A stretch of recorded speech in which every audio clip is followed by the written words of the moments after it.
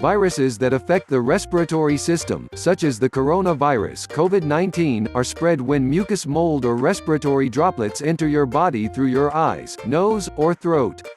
And it often happens through your hands. The hands provide one of the most common means of spreading the virus from one person to another. During global outbreaks, one of the cheapest, easiest and most important ways to prevent the spread of the virus is to wash your hands regularly with soap and water. Here's all you need to know about how to wash your hands the right way. 1. How do I wash my hands properly?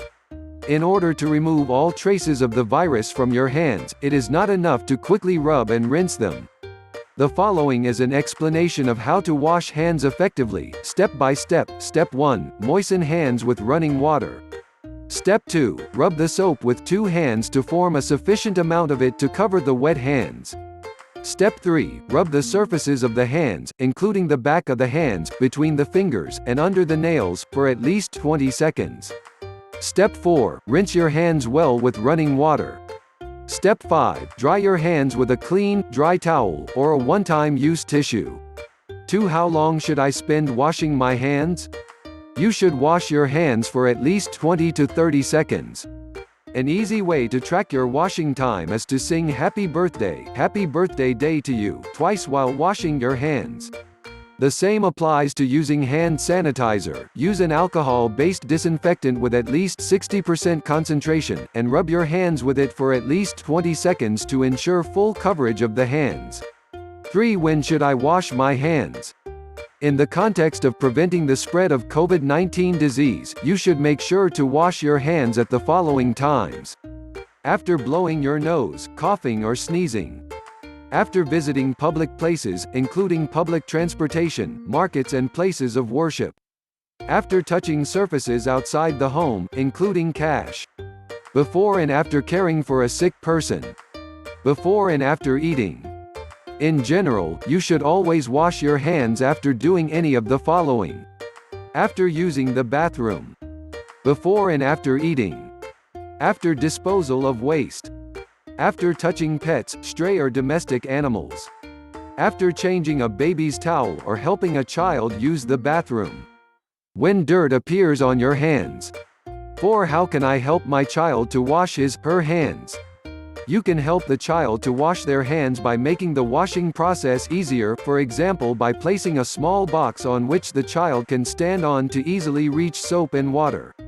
The washing process can be made enjoyable by singing his favorite songs while helping him rub his hands with soap. 5. Do I have to use warm water to wash my hands?